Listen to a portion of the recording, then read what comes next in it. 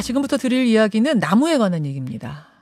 무슨 환경 이야기인가 하실 텐데 그게 아니고 세금 도둑으로 의심되는 사람들의 얘기입니다. 지난 2017년 6월 대구 북구에 있는 경북농업기술원이 상주시 사벌국면 삼덕리로 이전하기로 했습니다.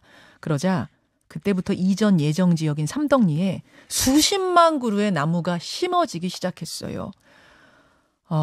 국가가 이 토지를 취득할 때 토지 위에 있는 나무들까지 함께 보상해 주는 걸 노린 건데요. 이렇게 해서 수십만 그루가 심어진 땅의 보상액은 나무에 대한 보상금만 100억 원에 달하는 걸로 추산이 됩니다.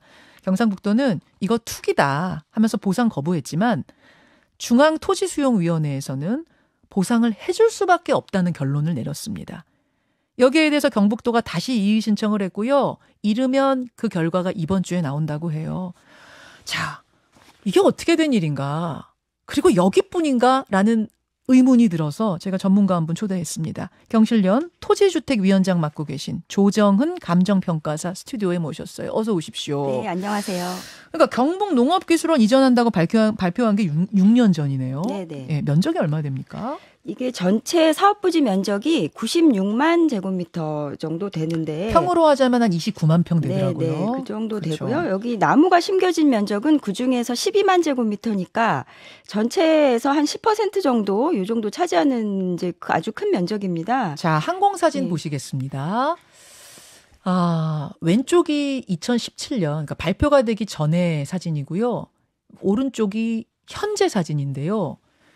그러니까 왼쪽 사진 보시면 이전합니다 발표하기 전에는 다 벼농사 짓는 논이었는데요. 지금 저 초록색으로 표시된 부분이 빽빽하게 나무가 들어선 부분입니다.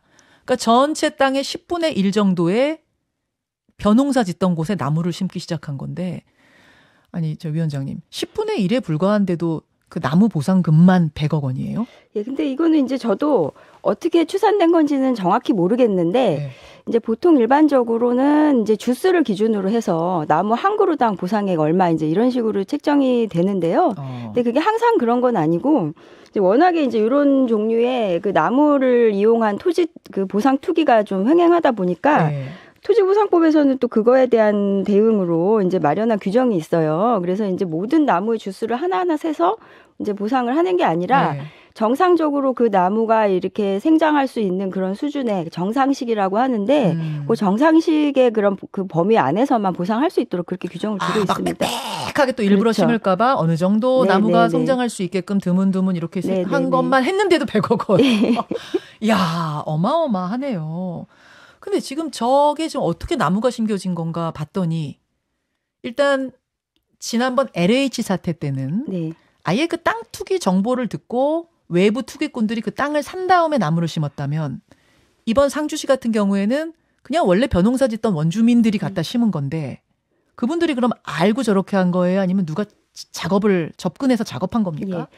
제가 이제 요 KBS 취재 과정에서 이제 그 젊은 기자님이 이 취재를 아주 잘 처음 하셨는데 알려진 건 KBS죠. 예, 예. 그 기자님이 이제 좀 보여주신 그 계약서를 살펴봤는데 예.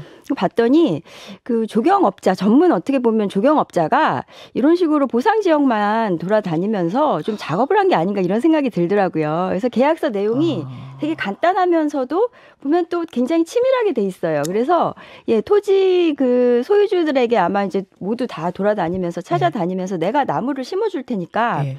대신 그 나무에 대한 그 심는 비용이라든지 뭐 이런 건 내가 모두 부담할 테니 예. 나중에 보상금이 나오면 그걸 나랑 같이 나누자. 몇 대 몇? 예, 뭐 7대 3 이렇게 이제 7대 돼 있고요. 그럼 이 예. 사람이 조경업자가 3? 아니죠. 조경업자 조경업자가 7이에요? 7, 예, 토지 소유자가 3 이렇게 해가지고 예, 계약을 했고 이제 그것도 토지 소유자 입장에선 근데 손해 볼 게 하나도 없는 거예요. 땅은 땅대로 보상 받는 그렇죠. 거고 땅은 보상 받는 거고. 나무에 대해서만 예. 그냥 조경업자가 와서 나무 심어주고 그렇죠. 다 관리해주고. 거기에 예. 받는 것에 3을 준다고 예, 하니까 예, 그렇죠. 그냥 가만히 앉아서 3이 나오니까 그렇죠. 그냥 알아서 땅만 좀 빌려주면 보상이 나올 때까지 땅만 빌려주면 예, 토지 소유자도 일부 30% 정도는 자기가 보상을 받을 수 있고 또 나머지는 또 조경업자가 가지가 가게 그렇게 규정이 그 계약이 돼 있더라고요. 손 안 대고 진짜 코 푸는 그렇죠. 그래서 셈이니까. 이제 주민들 중에는 일부는 또 나는 그렇게 세금 낭비하는 일에는 참여할 수 없다. 이래서 거부하신 분들도 사실 많은 거예요. 그러네요. 그러니까 10분의 1만 참여했다니까. 그렇습니다. 10분의 9의 주민은 나 그런 짓 안 한다. 네네네. 아니 저는 들으면서 몇 년 전에 LH 사태가 바로 떠올랐어요. 그때와의 차이는 아까 설명드린 것처럼 그때는 이제 투기 정보가 새면서 아예 땅부터 사가지고 외부인이 심은 거라면 지금 이거는 땅은 그대로 가지고 있고 조경업자가 접근한 LH 사태로 이 나무 심기 수법 다 알려지고 한바탕 난리가 나고 온 나라가 그 다음에 이 법 정비 안 됐습니까? 그러니까 이 당시에는 LH 공사의 어떤 공기업의 직원들의 어떤 윤리 도덕적인 문제가 좀 더 부각이 많이 됐었던 것 같아요. 예. 그 나무 투기 수법을 어떻게 하면 예방하고 이제 방지할 수 있을까 뭐 이런 부분에 초점이 맞춰졌다기보다는 그 이제 공직자로서 LH 직원들을 어떻게 이제 관리 감독을 강화할 것인지 이런 내용이 좀 주력을 이루고 있었고 제가 이제 그 당시 보도자를 한번 살펴봤는데요. 예. 그런 내용이 이제 주요한 내용이었고 농지 취득을 또 이제 어떻게 하면 좀 심사를 강화해서 외지인이 함부로 농지나 토지 투기를 못하게 할 것인지 이런 내용이 이제 많았고 그 나무 자체에 대한 내용은 이제 뭐 정상식재 수준을 초과한 그런 수목의 경우에는 보상에서 제외한다. 이건 이제 어차피 규정이 있었던 거죠. 예, 그러네요. 기존에도 규정이 있었던 거고 또 여기 이식하는 비용하고 이제 그 나무의 원가 중에서 더 낮은 가격으로 보상한다. 이제 이런 정도 내용의 수준의 그런 대책만 마련이 돼 있었어요. 근데 그러다 보니까 뭐 근본적으로 이렇게 개발 계획이 발표난 이후에 나무들이 막 심어지고 이런 부분에 대해서는 사실은 막지 못했던 거죠. 예. 하기는 이게 되게 애매할 것 같은 게 뭐냐면 그러니까 벼농사를 짓던 그 주민이 원주민이 나무를 심은 거잖아요. 뭐 조경업자랑 계약을 했든 어쨌든 간에 그러면 그 주민이 아니 내가 내 땅 해가지고 갑자기 나무가 심고 싶어서 심었는데 그렇죠. 내 재산인 재산권 행사한다고 하는데 당신들이 왜 막 써? 그렇죠. 이렇게 되면 지금 이게 할 말이 없어지는 상황이네요. 그 내 땅에다가 뭐 깻잎을 심든 벼를 심든 나무를 심든 사실 내 맘이지. 예, 무슨 그게 내가 이렇게 거기다 심지 못할 이유가 뭐가 있냐 이렇게 얘기하면 사실 할 말이 없긴 하죠. 예.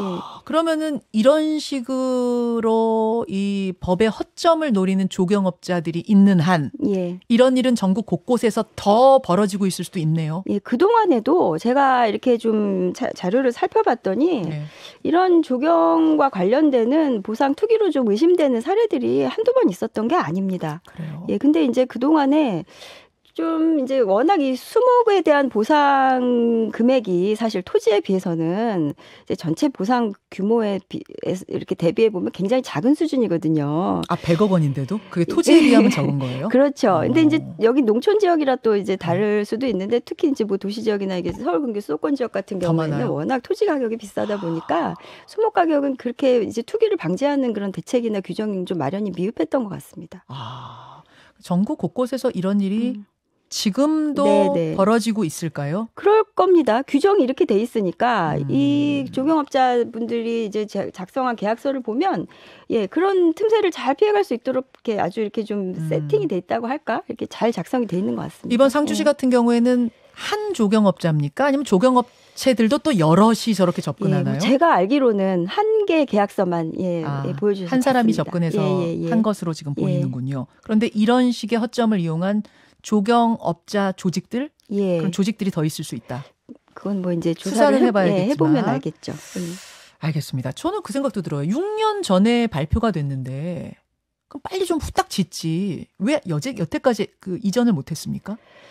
그러니까 이제 이런 개발 사업이 사실은 이렇게 발표를 해놓고도 안 하는 경우도 많고 상당히 오랜 기간 지체되는 경우도 많고 또 예산도 확보해야 되고 뭐 이제 그 종전 부지에 대한 또 매각 계획도 마련해야 되고 뭐 여러 가지 이제 세워야 될 계획들이 많기 때문에 이렇게 지체되는 경우가 많습니다. 그리고 하긴 토지 보상 또 그것도 주민들하고 하나 다 협상해야 되니까 그러면서 시간은 계속 가고 저런 일을 할 수 있는 시간은 더 길어지는 거고.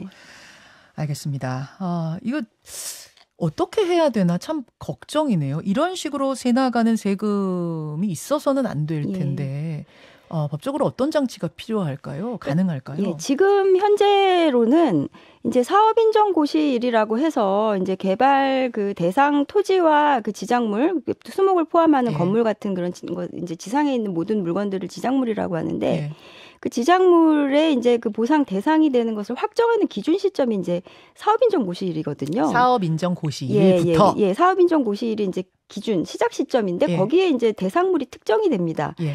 그러다 보니까 개발 계획이 발표되고서 그 개발 그 사업인정 고시가 되는 그 시점까지의 그런 공백 사이에 일어나는 일들에 대한 이제 이제 개발 그 투기 행위를 차단하는 장치가 지금 없는 게 사실인데요. 이전 발표 나고 나서 예. 사업인정 고시까지 저 경우, 저 상주시 경우는 얼마나 걸렸어요? 저 경우도 지금 한 5년? 5년 정도 5년이나 걸리는구나. 지금 그게. 이전 발표가 2017년에 났고 사업 인가가 난 게 22년 5월이니까 상당히 오랜 시간이 이제 5년 지났죠. 동안 벌어진 일이군요. 예. 그래서 그걸 좀 줄여야 된다는 말씀이실까요? 대안이? 예. 그러니까 이제 저걸 줄이기 위해서는 지금 현재는 법상의 규정이 마땅히 없습니다.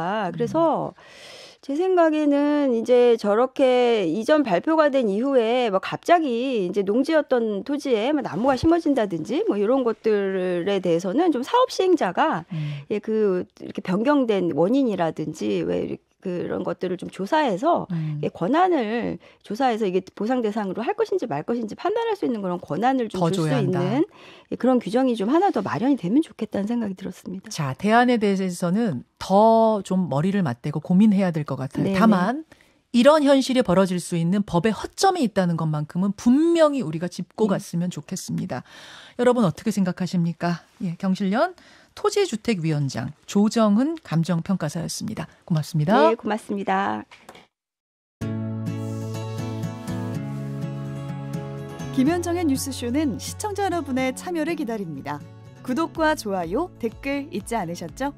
알림 설정을 해두시면 평일 아침 7시 20분 실시간 라이브도 참여하실 수 있습니다.